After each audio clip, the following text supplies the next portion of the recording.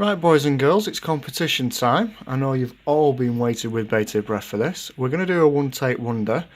It's going to be me that's doing all the mouse movements, purely because Holly is playing with her friends and playing with her new toys because it's her birthday, which is understandable. So, that is the URL there for this competition. So we've copied that.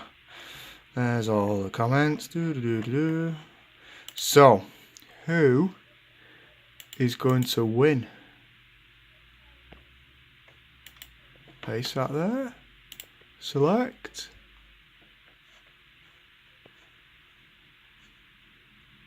So it's got 21 unique. And we click start. Who wins?